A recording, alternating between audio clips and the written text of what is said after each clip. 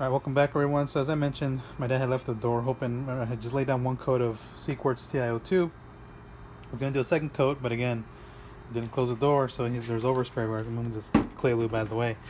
So we come in close, you can actually hear it. You can hear it sounds like sandpaper, and I can feel it's real fine, but it's there. So I'm going to have to redo the work on here, unfortunately. So I'm just going to clay the surface. I'm using some carpro emo lube that I diluted down to clay lube, because you can actually use it for sanding. I'm going to just use the mild clay bar. You can see it beads pretty darn good with the TiO2 on there. I actually went and picked up the some detailing clay because I didn't have any actual clay on hand. So I just cut a little piece off and I just folded it, flattened it out to a patty, and I'm just going to go over that real lightly to where it picks up the overspray. Now because I'm claying, I'm going to be scratching the surface. I'm going to go ahead and repolish again. You can feel it coming off. Like I said, it's not really heavily oversprayed, but just enough to where it's gonna bug me, and there's no way I'm gonna put a second coat of coating over that. I probably could have used the 22 pilly clay bar, but again, I didn't want to go through that process. I'd rather just start fresh than where I left off. This is actually a nice clay bar.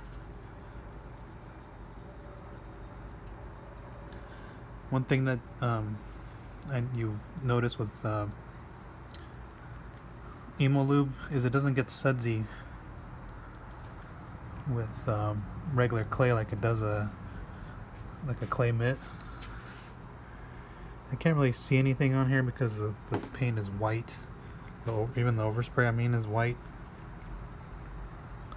I'll just go over it one more time here. Put that down. I'm just going to wipe the surface off here.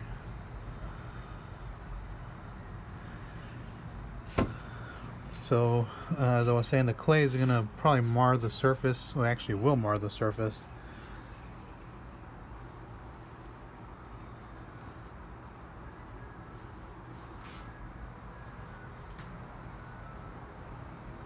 Just going to try to wipe off as much as I can here. You can actually even see it left marks on here. And so it did scratch it did mar the surface, I'll tell you that much. I'll show you that, guys, with a camera. And that's just one of the drawbacks of claying, is you're going to mar the surface. Like I said, I probably could have got away with the 22 pilly clay bar.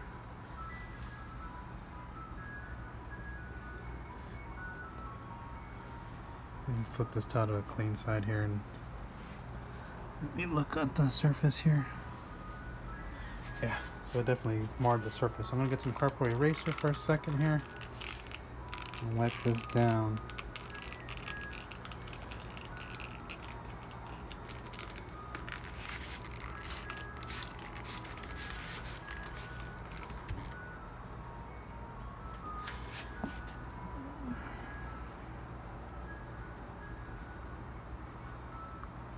You can actually see the lines on the paint here. Get this eraser out of the way. That's one of the things that's recommended when you use emo lube, is to wipe it down with the eraser, because it does leave residue behind.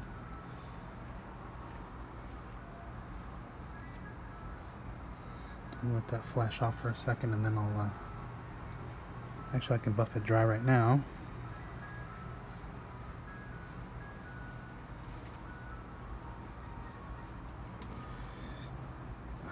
Those lines were a lot of residue from emo lube, as I was saying. So we'll take the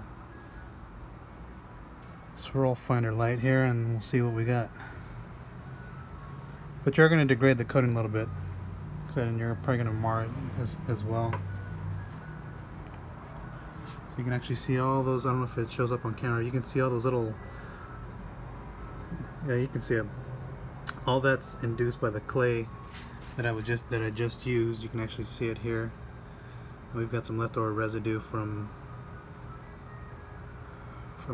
Emo Lube. So that's one of the drawbacks of clay, and this is why you don't clay your coating. You risk that chance unless you're going to use a super fine grade clay. If you're going to clay your coating, I definitely recommend the 22 pilly non-abrasive clay bar. That's not going to mar the surface, but I'm going to start fresh. And I think I'm leaning towards actually just doing the C-Quartz UK top with TiO2, but I'm not really sure if I want to do that on this car, or just use straight TiO2. So let me take my bare hand here. Oh yeah, no noise other than my hand squeaking by on there. So I got rid of the overspray. I induced marring. Let's go ahead and give the PXE a shot, the PXE 80. I'm gonna go ahead and put the clay bar in here.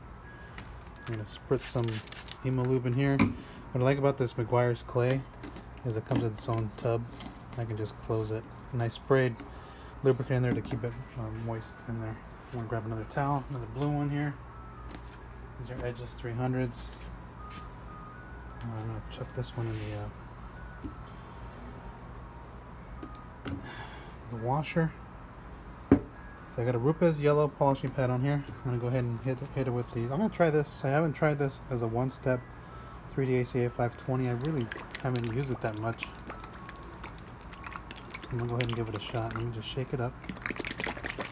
I don't know what the cut is of this one. I don't know if it's a medium cut polish. They do say it's a finishing polish, but it doesn't say what cut level it is. So just put a few drops on here. Get that out of the way.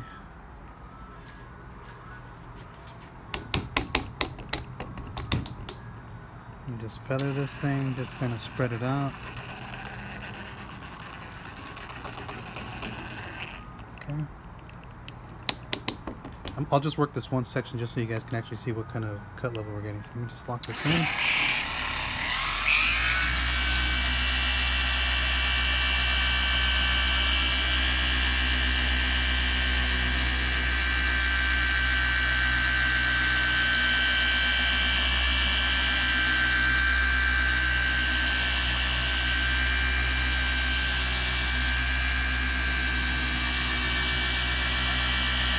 So we'll try 3 passes and see if that's enough. We'll go 4.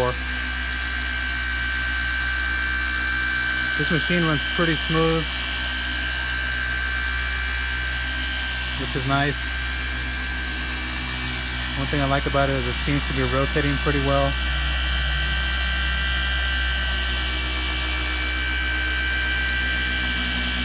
Right here I have an edge, so it does stall right here, so you're going to have to adjust the way I hold it.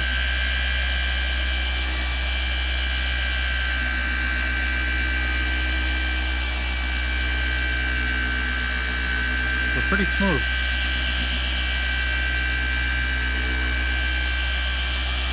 I'll go a couple more passes on here.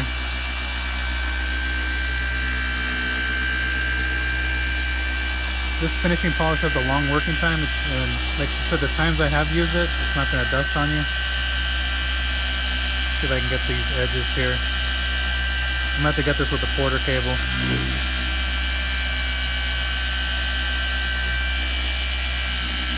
Right here it's kind of a dead spot for the machine. I could probably increase the speed. Let me try that for a second. Let me go over this real fast. Oh yeah, you increase the speed, I'll get those edges.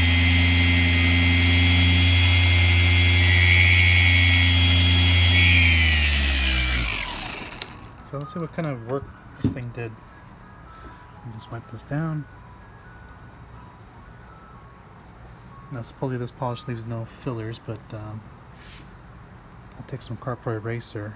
I should take the stronger stuff, panel wipe, but it's in the drawer and I'm not going to walk over there to get it.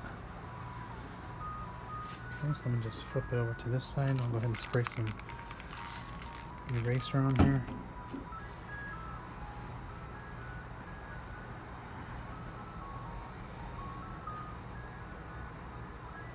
I'm gonna flip it one more time here.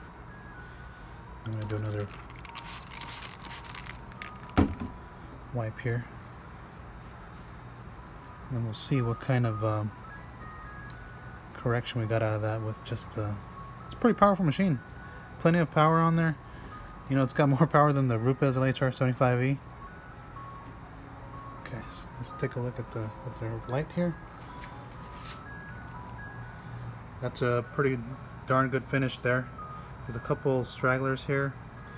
Probably have to, because I don't think I went over that spot too much, but the areas that I got pretty good job. I'll probably have to go over it. This thing, I can tell this polish doesn't have a lot of cut. So if I'm gonna put some perfect finish on there, but overall it looks good compared to the scratches that I induced. Yeah, it looks good. Let me just go ahead and add a little bit of perfect finish on here. Let's see if I can, or actually I'll do EXO406. I'll add it on the same pad. I'm not going to bother cleaning that pad. So I didn't put that much on there. See what kind of cut, because I ended up using Sonax. I'll put 4 more drops on there. I ended up using this as my initial cut, so I know that this has more cut than I'll just do this section here.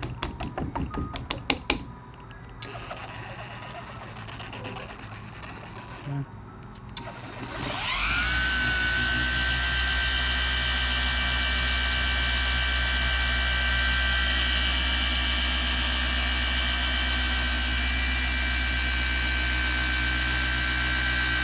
I'll go a little slower, trying to see if I get more correction out of it.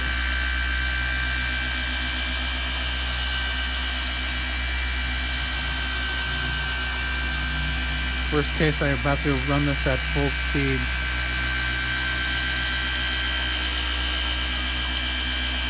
And I'm putting a little bit more pressure on there.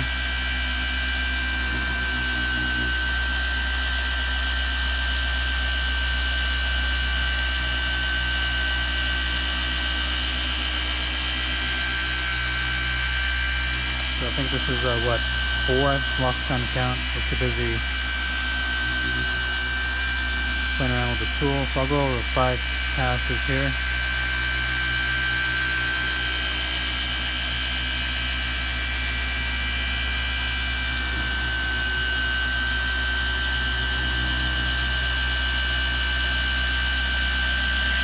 I know Mike always talks about going, Mike talks about going 8, so let's just see what 8 does. Just 6.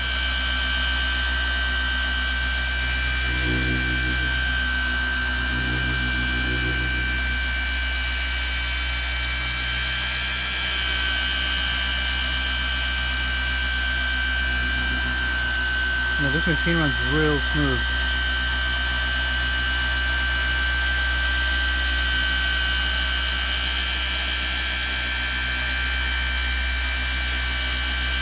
This is the last pass, is 8.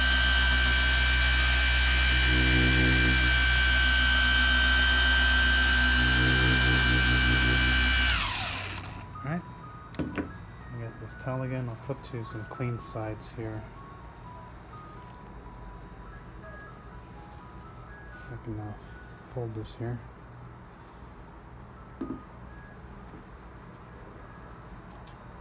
Okay, just initially wipe this off.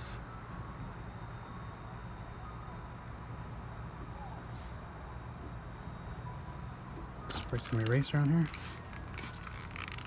Flip the towel over.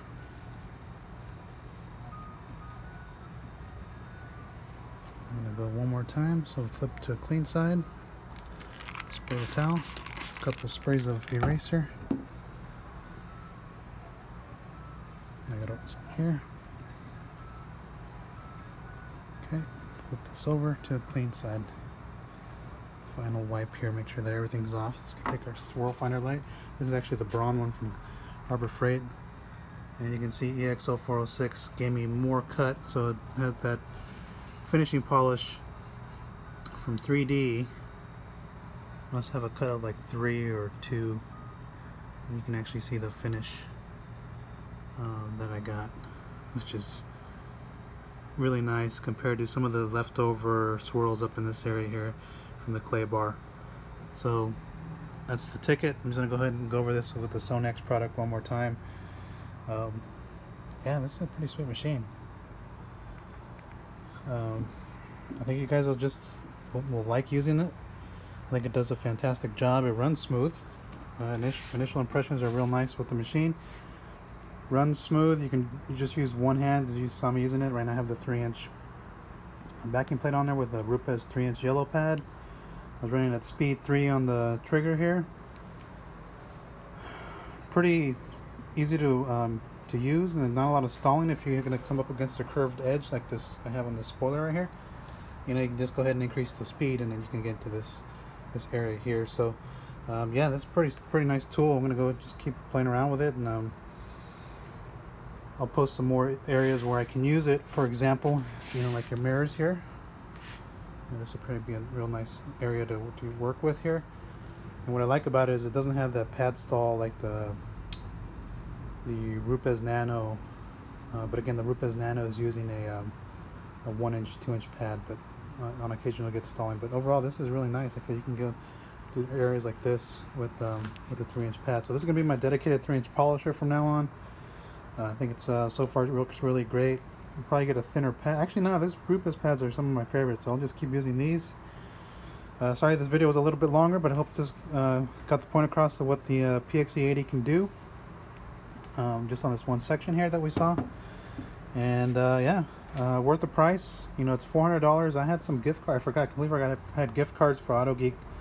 I had 300 and what I have, $350 of gift cards. So out of pocket with tax, you know, I paid $65 for the machine. So pretty good deal. I sold my Rupes LHR75E to get this, and I think it was a good move on my part. I'm pretty happy with this as a 3-inch machine. I will try with the 1-inch rotary, but again, definitely pick this up if you guys are interested in going cordless.